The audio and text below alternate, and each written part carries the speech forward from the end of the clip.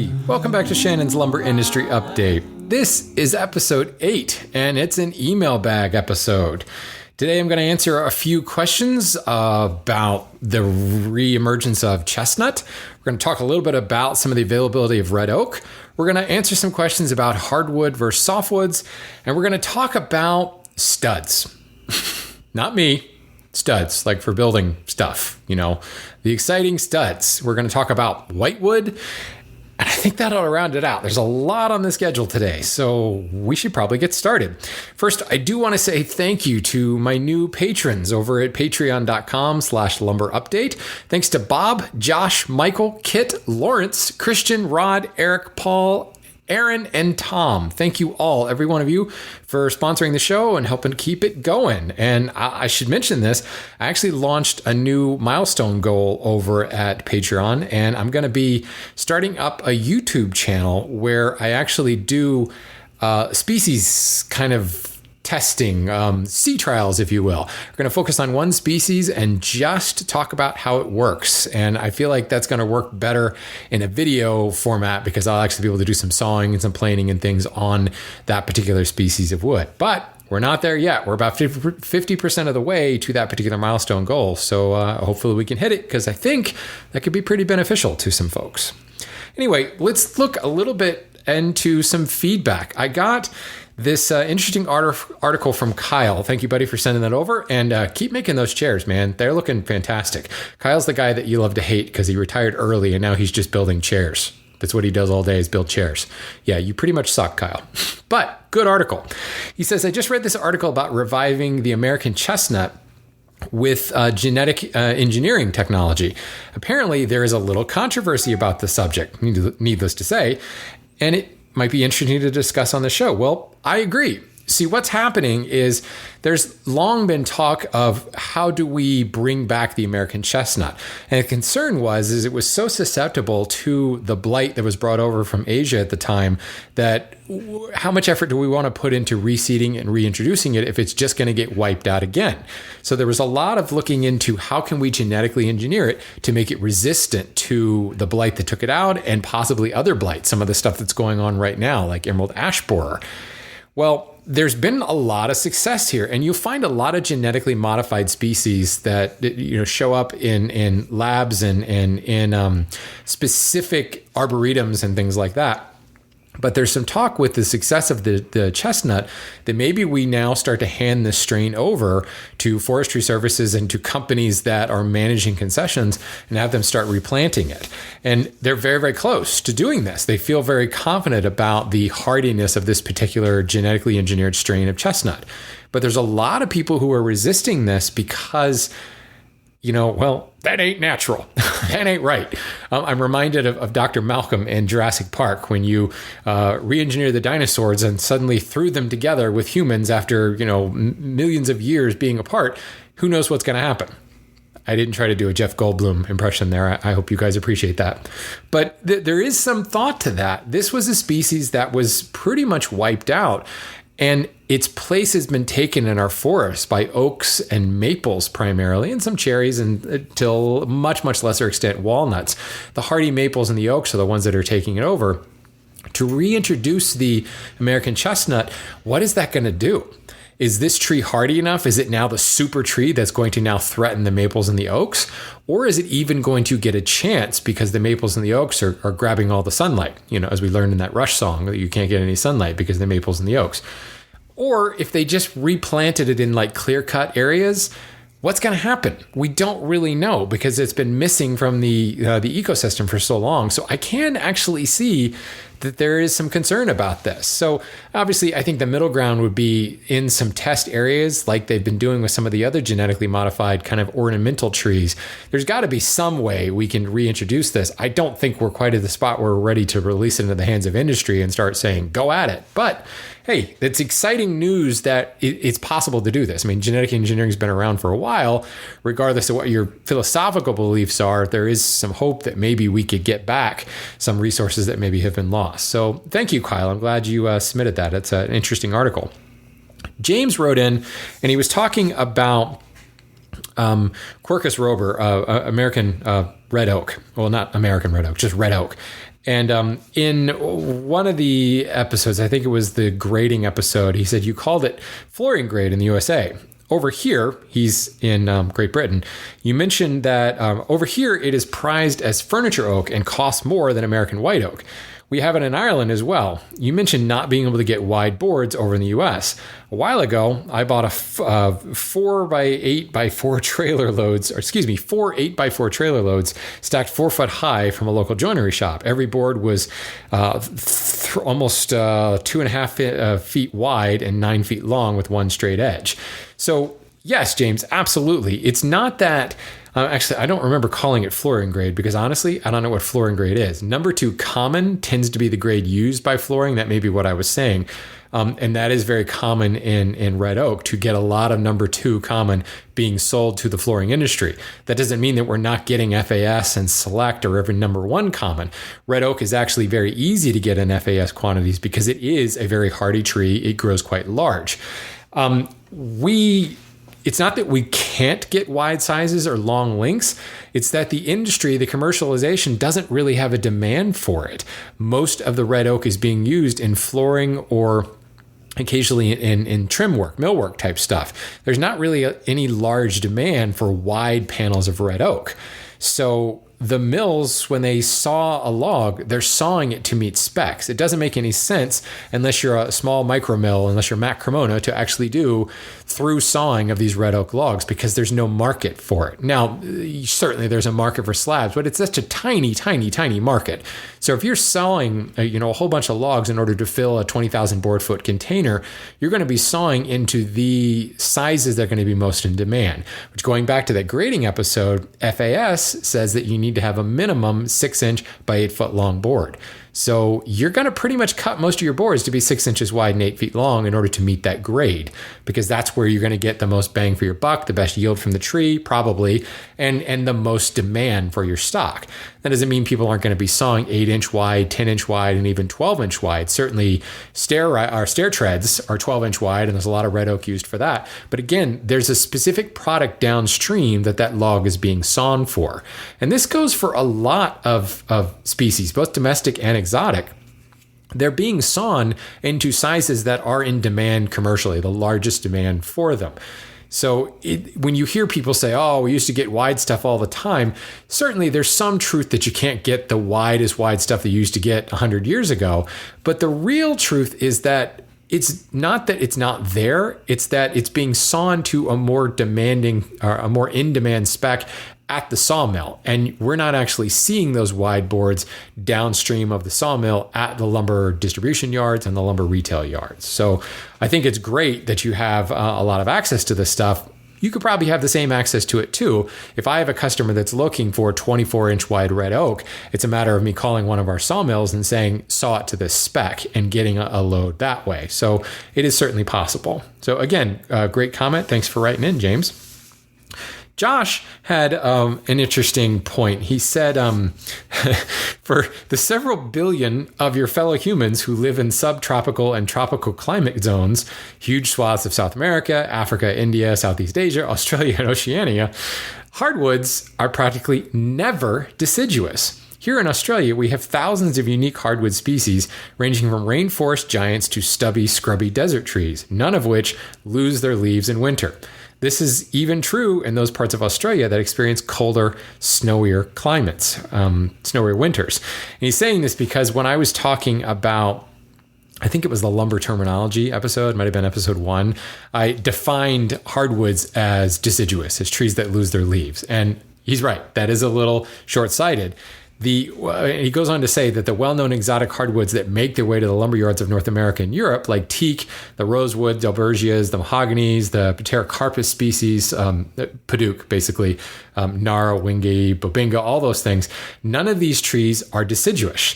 Perhaps there's another way to define hardwood that doesn't require going into extreme botanical detail. Hardwoods are generally broadleaf trees versus needle-bearing softwood. So yes, defining hardwoods as trees that lose their leaves, yeah, that may not be the best way. That's a short-sighted, temperate zone living human saying the trees that we have here in North America, pretty much they're hardwoods when they lose their leaves. But even that's not true.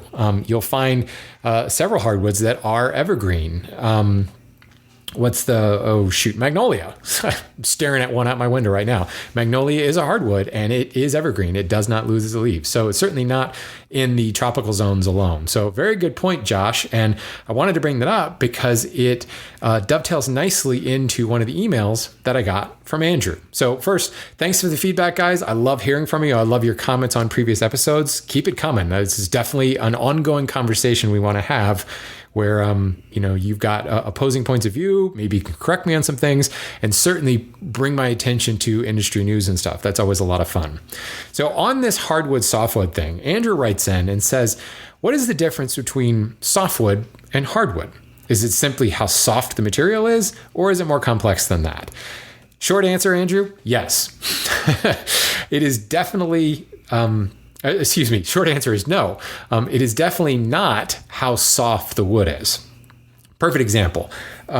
Poplar is a hardwood. Poplar is quite a bit softer than Douglas fir, which is a softwood. And you're going to find many examples like this. Butternut, basswood, balsa, for God's sake, are all hardwoods, and they're all ridiculously soft. So it really has, I don't want to say nothing to do with the actual hardness of the wood, because in general, softwoods are going to be softer than like the large majority of hardwoods. Once you start getting into, especially the tropical woods that have, Janko hardnesses of 1500 PSI and higher, you're not going to find a lot of softwoods that have that same hardness. Most of the softwood hardness is going to be about 800 and lower. So yes, and that's probably the origination of that was, hey, this is softer, we'll call it a softwood. But the more complex thing, and if we go back to what Josh just said, hardwoods are generally broad-leafed trees, and softwoods are generally needle-bearing trees. Another term, a more botanical term for softwoods would be coniferous trees, where they have pine cones. I say pine cones, that's obviously specific to pine, but they have cones, their seeds are actually in the cones. They are coniferous, whereas hardwoods drop their seeds in the form of many different ways, fruit-bearing trees and little, pollination off the ends of the leaves. There's a wider variety there, whereas the softwoods generally are all coniferous. But going deeper, the internal structure is very different. Hardwoods have pores. Softwoods do not have pores. So if you look at the end grain of, say, a piece of red oak, you're going to see all those little circles in there. Red oak is a good example because the pores are quite large and they're not filled with anything. They're hollow. Red oak, for example, is a ring porous wood. So all those large pores are going to be ordered into nice concentric rings. And then the material in between is much denser. And then obviously the pores are mostly air. Semi-ring porous, you're going to have not quite as ordered rings, and then diffuse porous, where you've got pores kind of scattered evenly throughout the meat of the wood itself. But they have pores, and they have medullary rays. The ray fleck we talk about in oak and like sycamore and quartersawn species, the medullary rays are like the spokes on the wheel that transport waste material and food in and out of the interior part of the trunk. Softwoods have an entirely different tracheid structure where there are no pores. And you can look at the end grain of a softwood and the most noticeable thing is, hey, there's no little tiny holes here. That's probably one of the biggest things, but it's a major structural difference that changes how those trees grow. In a lot of ways, softwoods will grow quite a bit faster than hardwoods because of that internal structure. Now, we certainly don't want to get heavy into the botanical side of things because I'm not a botanist by any means, but you can look at it as many of them are a little bit softer, but you really can't rely upon that entirely. What you want to look at from a woodworking perspective is that pore structure. Because say, for example, you want to build a Windsor chair and you're going to be doing a lot of splitting or riving of your material. Well, softwoods don't really split because there's no pore structure for them to kind of unzip along. Certainly, it doesn't mean you can't split softwoods, but they're those structural things make kind of a big difference. And when we talked about the technical properties of wood a couple episodes ago and how easy or how difficult it is to work, you remember one of the things I brought up was the porosity being a great way to determine how a wood should work. Well, right off the bat, Softwoods don't have any pores. So that tells you a little bit about how they may end up working. So again, let's not get too far down that botanical side of things. Just recognize that if you're looking at a tree in the wild, look for needle-bearing trees, look for trees with cones. Those are going to be softwoods. There's the basic thing from a woodworking perspective. If they have pores, they're hardwoods. If they don't, they're softwoods. There we go. So while we're on this softwood thing, I actually got an email from Matt.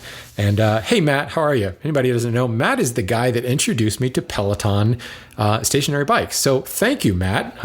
Lost 100 pounds later. Thank you to the Peloton. And it's all Matt's fault. So hey, how are you, buddy? So Matt saw something on Instagram, and I'm sure you guys have seen this. Anytime somebody's doing like restoration work or whatever, and they pull a stud out of the wall of an old building, and they take a picture of this stud, and it's like incredibly tight growth rings. 9 times out of 10, it's a full 2 inches, sometimes even thicker than that. It actually is a 2-inch by 4-inch stud as compared to the much more anemic sizes we have today. And you look at a stud today, and there's these super, super wide growth rings. So there was a post on Instagram that had this old growth, probably 100, 150-year-old stud next to a stud that was just purchased at Home Depot very recently. And there was kind of this conversation that went on about, hey, they don't make them like they used to, that type of thing. And Matt just wrote me and said, is this really a legitimate comparison, or is it just total BS? When people are comparing, are they really comparing like for like? Because it doesn't seem like it. So I wanted to talk about this a little bit, because since we were talking about hardwoods and softwoods, first of all, back in the day, in the days of yore, when we were building homes, certainly there were lumber yards. I worked for a lumber yard that helped to, form westward expansion outside of Philadelphia, and we provided building materials. But the forests were so plentiful back then, you were just kind of cutting down what was available and making it into studs. There wasn't so much specialization of trim work and things like that. Everything went into essentially stick framing back then, because there were so many houses being built and westward expansion being what it was. There was such a high demand for that. But just as much as you're going to find these like old growth studs in some of the old buildings, look a little bit deeper and you're going to find studs made out of hardwoods. You'll find studs made out of oak. You'll find studs made out of cherry, because it was what was there. They were usually cutting down local and milling into studs locally and building the houses locally. There wasn't a huge amount of transport going on here. And they were just taking what was there. Now, let's be real. Forestry practices 100, 200 years ago weren't that great. There was a lot of just cut it down because it goes on forever. We're never going to run out of trees, yeehaw. And they were just clear cutting like crazy. And whatever they cut down, if you had an order for, we need to make, X thousand studs, well, just work your way through the logs, sawing out studs. And that's how you ended up with hardwood studs, and how you ended up with these old growth trees that were formed into studs, because it wasn't a matter of, oh, here's this tree, this would be better suited for this type of product, and this tree would be better suited for this type of product. So we're going to shunt this wider growth ring tree over to the stud factory and this tighter growth ring over to another product factory. No, it just wasn't that way. You cut whatever you had on hand and turned it into whatever the order was. So it was just a different time. We're never going to see that again. Fast forward to today, bad forestry practice of your, aside, studs are now specifically grown to be studs. And here's the thing.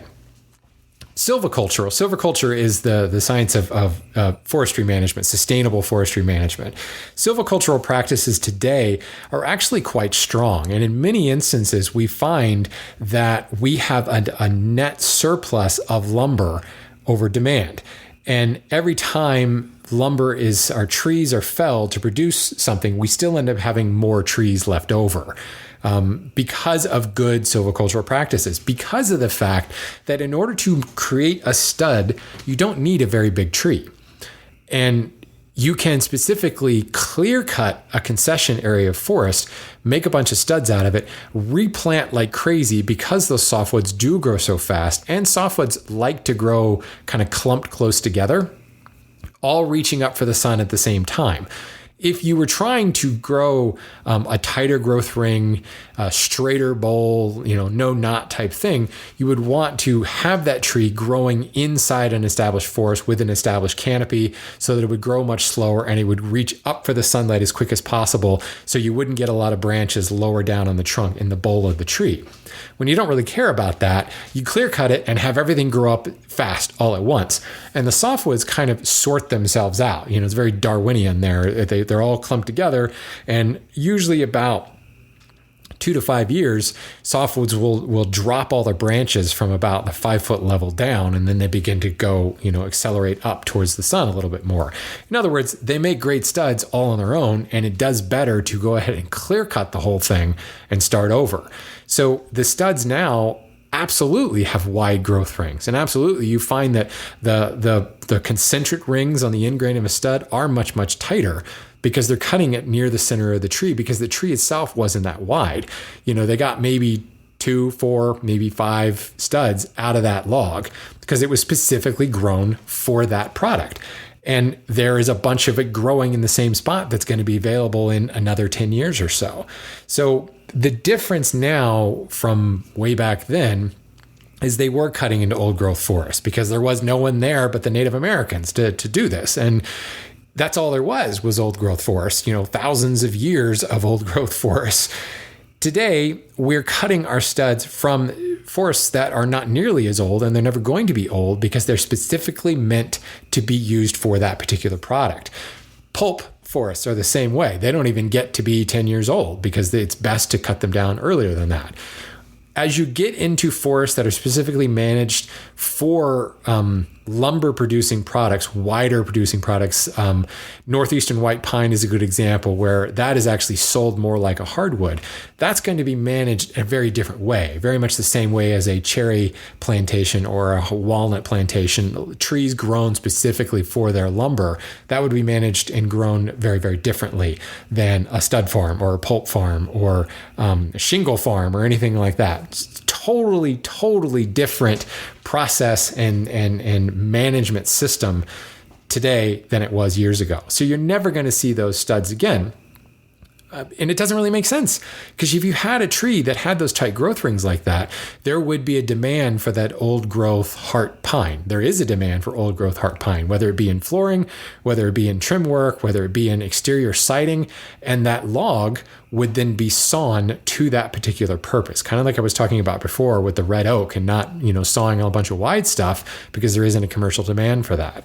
So to say they don't make them like they used to anymore and bemoan the poor quality of studs and the fact that the structural loads on studs are lower than they used to be because of the wide growth rings, it is what it is, folks.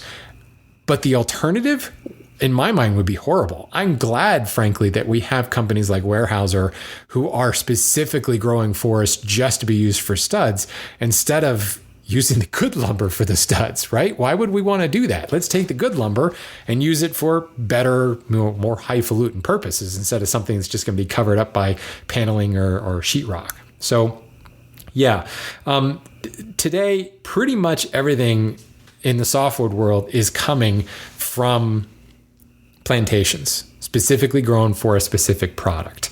And in many ways, you may find that some of those species, since we talked about genetically engineered species earlier, some of them are going to have some tinkering with the genome a little bit to make them grow a little bit faster. And they are grown in very isolated situations, isolated concessions specifically to that. So I think really, let's keep the construction lumber trade in the construction lumber trade and save that finer quality lumber market for something else.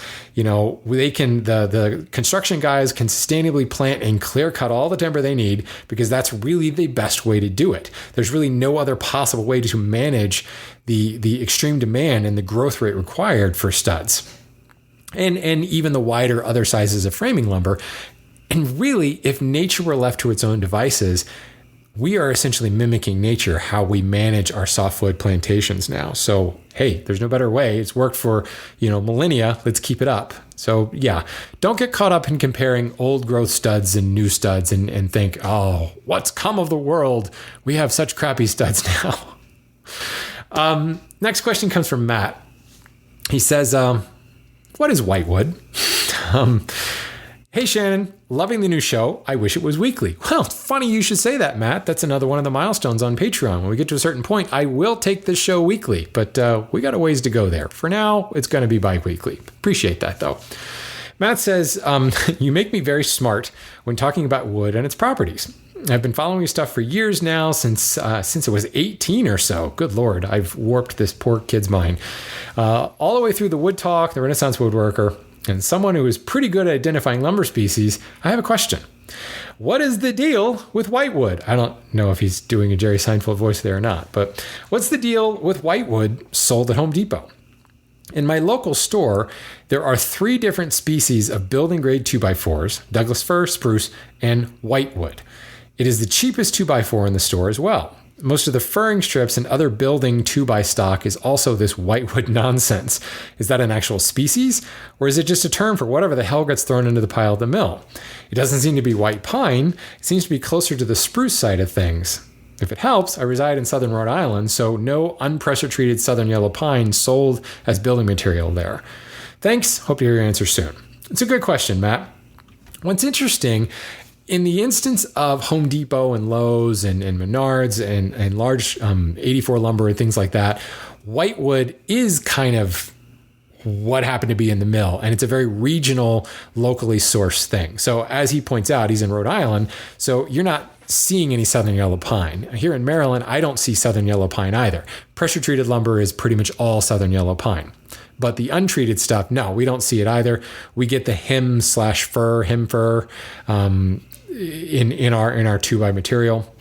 Occasionally we do get some Douglas fir, like 4x4s and such, because again, those plantations are grown specifically to produce 4x4s. Douglas fir plantations do particularly well for that particular size and how they grow and the structural strength of Douglas fir. One of the reasons Doug fir is used for so much timber framing is its structural properties. So when you're wanting a 4x4, Doug fir is a great species for that. So even though Doug fir comes from a very, very long way away from me here in Maryland, coming from the Pacific Northwest and British Columbia, structurally, that's the best species for it. So we do get it shipped all the way out here. But for the 2x stuff, the regular framing lumber, that's just whatever you can get locally. Now, what we get a lot locally in my area and in Matt's area is northeastern white pine. But northeastern white pine, as I said earlier, is treated more like a hardwood. Left to its own devices, it can be a really beautiful, very close-grained, fine-grained, gorgeous pine.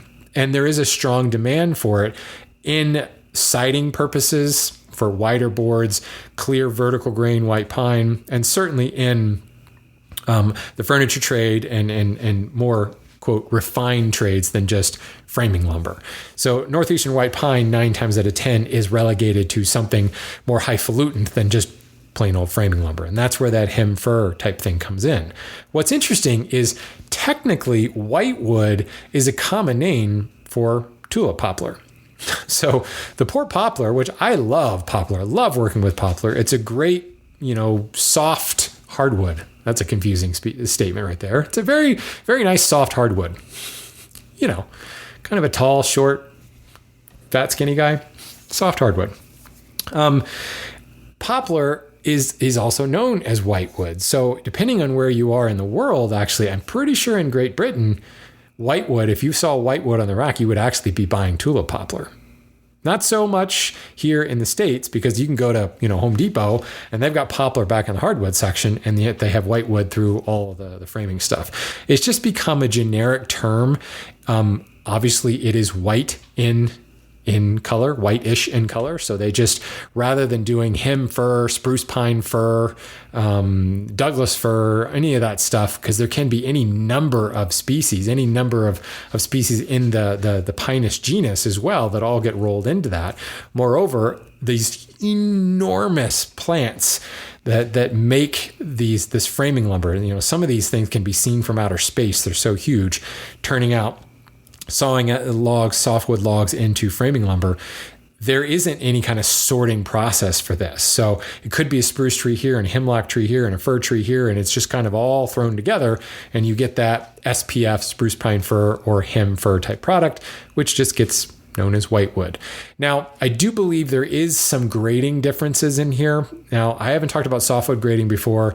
I may never talk about softwood grading because it is an evil, evil rabbit hole to go down. There's lots of ifs and buts, and on Tuesday it's this, and on Wednesday's full moon it's this grade. Lots of craziness in there. But I'm pretty certain that Whitewood does have a grade connotation to it, which is why, as you said, it tends to be the cheapest stuff in the bunch. So there could be some growth ring things there and number of knots and things in all of that. So don't quote me on that. I'd have to look into that. And one of these days, I suppose I should do a softwood grading episode, but I don't have the patience for that right now. So wow, we just covered a lot in a very fast amount of time. And for those folks who have said, I talk too fast, I'm sorry. I probably didn't do any better in this particular episode. I will try to meter my pace a little bit more, but I get excited. And I talk fast. So anyway, let me just throw that plug out one more time.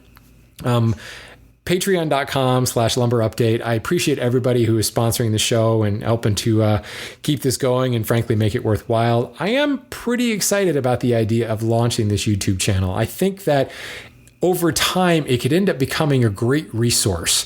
9 times out of 10, when I get an email from someone, it's, what do you know about this species of wood? How does this species of wood work? How does this species compare to that species?